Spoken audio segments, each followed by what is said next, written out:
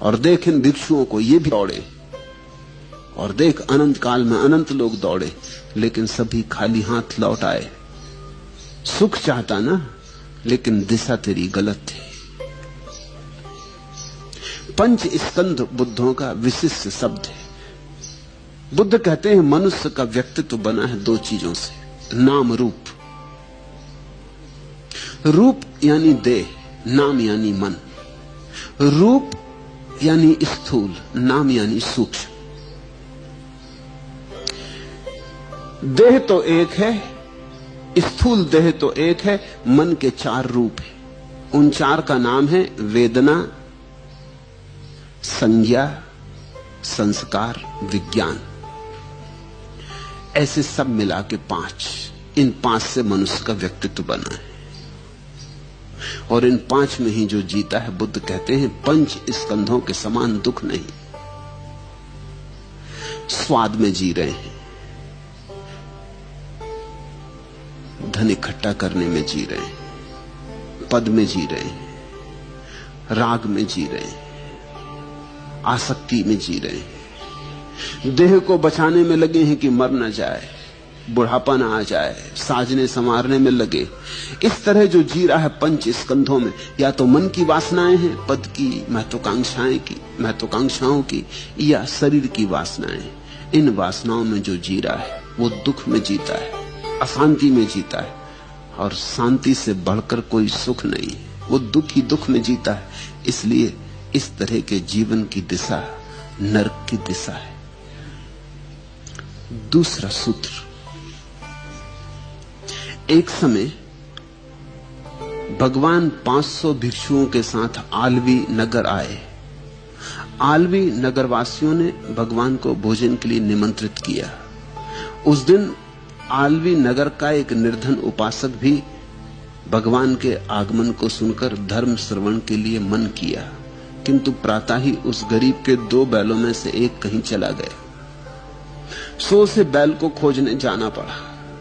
बिना कुछ खाए पिए ही दोपहर तक वह बैल को खोजता रहा। बैल के मिलते ही वह भूखा प्यासा ही बुद्ध के दर्शन को पहुंच गया।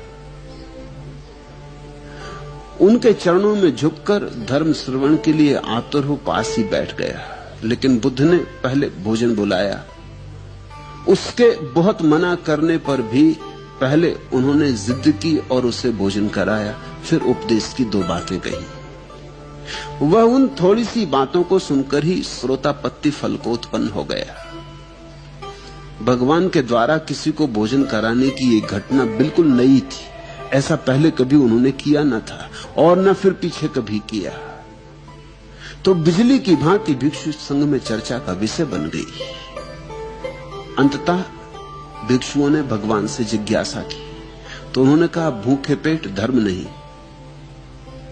भूखे पेट धर्म समझा जा सकता नहीं। भिक्षुओं, भूख के समान और कोई रोग नहीं। और तब उन्होंने यह गाथा कही, जिधच्छा परमा रोगा संखारा परमा दुखा एवं ज्ञत्वा यथाभूतम निब्बानम परमम सुखम। भूख सबसे बड़ा रोग है, संस्कार सबसे बड़े दुख है। ऐसा यथार्थ जो जानता है वही जानता है कि निर्वाण सबसे बड़ा सुख है। इस बात को समझना। भूख को सबसे बड़ा रोग कहा बुद्ध ने। क्यों? क्योंकि जब भूख प्रगाढ़ हो, पेट भरा न हो, तो सारी चेतना पेट के इर्द गिर्द ही घूमती। जब शरीर भूखा हो तो चेतना ऊंचाइयों पर उड़ ही नहीं सकती,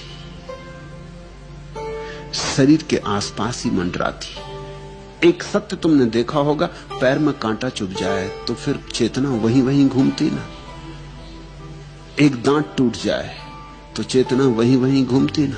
सिर में दर्द हो तो चेतना वहीं वहीं घूमती ना। जहां पीड़ा हो चेतना वहीं रुक जाती।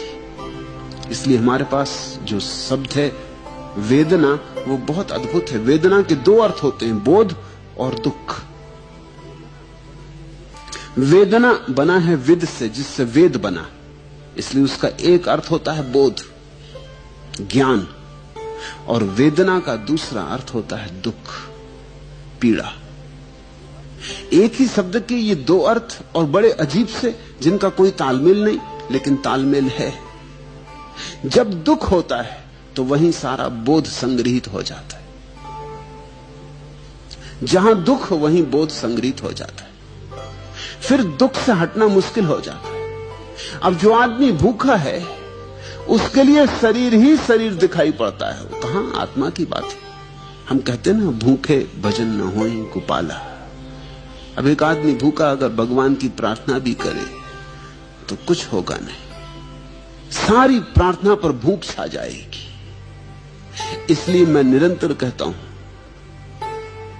कि दरिद्रता के कारण दुनिया में धर्म बढ़ नहीं पाता। केवल समृद्ध समाज ही धार्मिक हो सकते हैं। और बुद्ध के समय में, महावीर के समय में इस देश ने बड़ी ऊंचाई ली, क्योंकि देश बड़ा समृद्ध था। तुम थोड़ा सोचो, महावीर 40,000 भिक्षुओं को अपने साथ लेके घूमते थे। हर गांव की इतनी संभावना थी, क्षमता थी कि 40,000 भिक्षुओं को खिला सके। बुद्ध भी 50,000 भिक्षुओं को लेके घूमते थे। गांव-गांव की इतनी क्षमता थी कि 50,000 भिक्षुओं को खिला सके। कभी 3 मास 4 मास वर्षा में एक जगह भी रुकते थे, तो 50,000 भिक्षुओं को खिलाना क्षमता की बात थी। आज तो पूरा गांव भी 5 भिक्षुओं को खिलाने में समर्थ नहीं रह गया है। संपन्न था देश, खूब समृद्ध था। सोने की चिड़िया ऐसे झूठे ही नहीं कहा जाता था। बुद्ध के समय में इस देश ने सबसे ऊंचा शिखर देखा समृद्धि का। उस समृद्धि के शिखर पर ही बुद्ध और महावीर प्रकट हुए। फिर दोबारा बुद्ध और महावीर के प्रकट होने का उपाय न हुआ। इसलिए यह कुछ आश्चर्य की बात नहीं है कि आज अमेरिका में धर्म के संबंध में प्रगाढ़ रस है। होगा ही, होना ही चाहिए। जहां समृद्धि है, जहां पेट पूरी तरह भर गया है, वहां आत्मा का खालीपन दिखाई पड़ने लगता है। इनमें सीढ़ी दर सीढ़ी संबंध है। जिस आदमी ने नींव भर ली मकान की, वही तो दीवालें उठाएगा ना। नींव ही नहीं भरी तो दीवाल कैसे उठेगी? और जिसने दीवाल उठा ली वो छप्पर रखेगा। दीवाल ही नहीं उठी तो छप्पर कैसे रखेगा? और छप्पर उठ गया तो फिर स्वर्ण कलश चढ़ाएगा।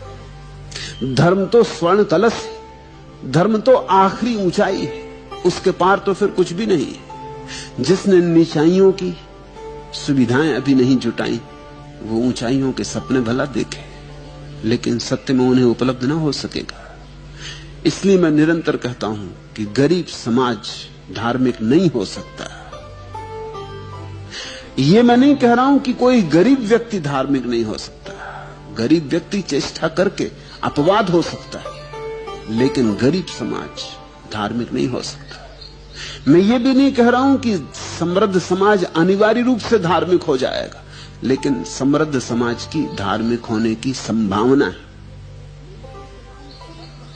मैं ये नहीं कह रहा हूं कि हर समृद्ध व्यक्ति धार्मिक हो जाए, लेकिन समृद्ध व्यक्ति की धर्म की तरफ उत्सुकता बढ़ने की ज्यादा संभावना है बजाय असमृद्ध व्यक्ति के। हमारे भीतर 3 तल हैं। शरीर की जरूरतें हैं, फिर मन की जरूरतें हैं, फिर आत्मा की जरूरतें हैं। शरीर की जरूरतें हैं रोटी, रोजी, कपड़ा, मकान। फिर मन की जरूरतें हैं संगीत, साहित्य, कला। अब जिसका भूख से भरा पेट है वो शेक्सपियर पढ़ेगा। कैसे पढ़ेगा? कालिदास को समझेगा? कैसे समझेगा? शास्त्रीय संगीत सुन पाएगा? इधर पेट में भूख कचोटती होगी, शास्त्रीय संगीत नहीं समझ पाएगा, ना सुन पाएगा। मन की जरूरतें, जब मन की जरूरतें भी भर जाती हैं, शास्त्रीय संगीत में भी अब कुछ नहीं दिखाई पड़ता। वो संगीत भी चुप गया। अब किसी और बड़े संगीत की खोज शुरू होती, तब ध्यान। एक ऐसे संगीत की खोज शुरू होती है जहां वाद्य की भी जरूरत नहीं रह जाती।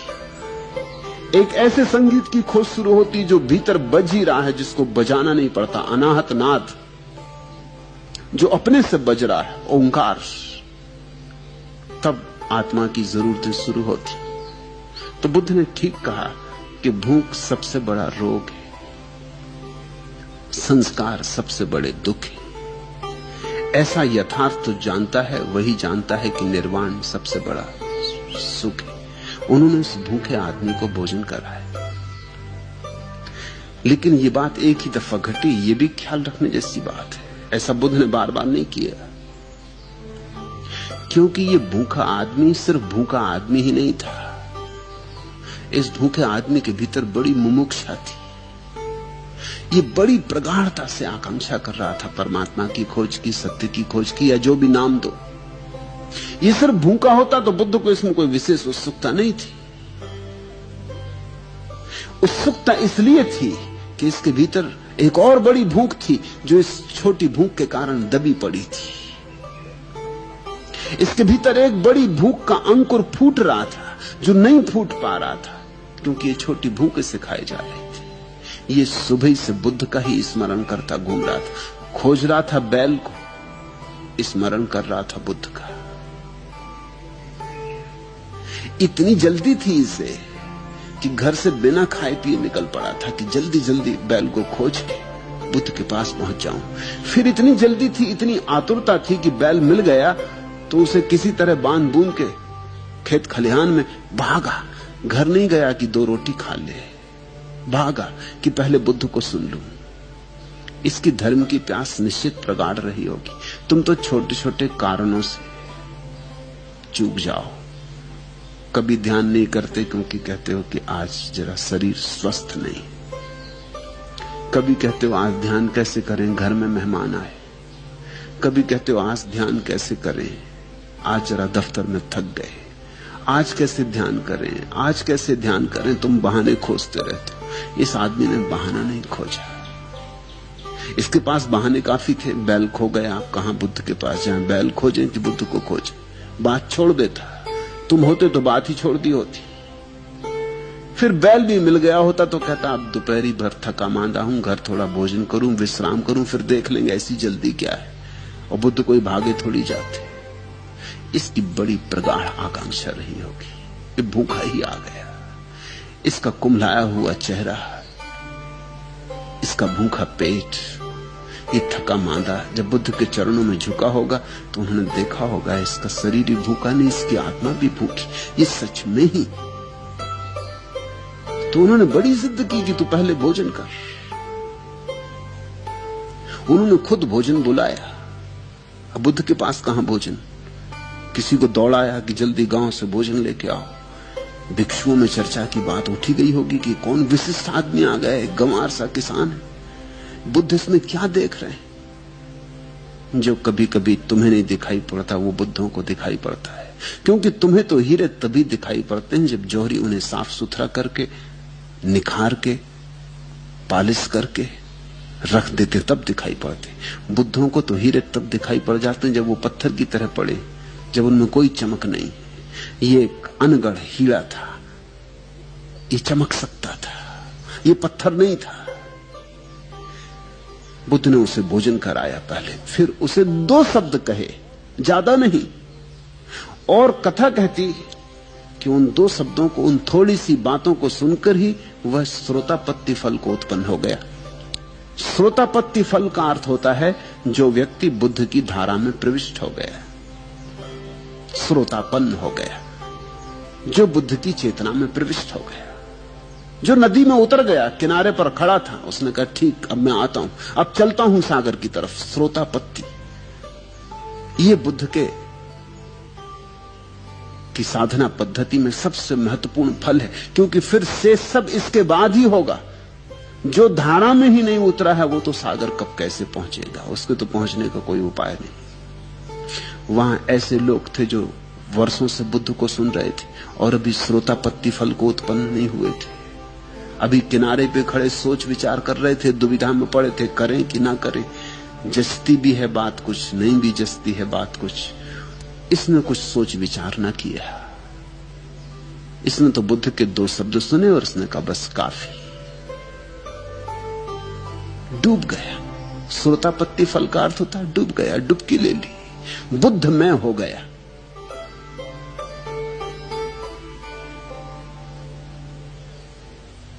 भिक्षुओं ने भगवान से जिज्ञासा की कि बात क्या है, ऐसा सम्मान आपने कभी किसी को दिया नहीं, भोजन करवाने की आपने कभी किसी को चेष्टा नहीं की। अक्सर तो ऐसा होता है कि लोगों को आप समझाते हैं उपवास करो, इस आदमी को उल्टा भोजन करवाया। उपवास का सूत्र भी आगे आता है। तीसरा सूत्र, उसकी कथा। सम्राट प्रसेनजित भोजन भट्ट था। उसकी सारी आत्मा जैसे जिह्वा में थी। खाना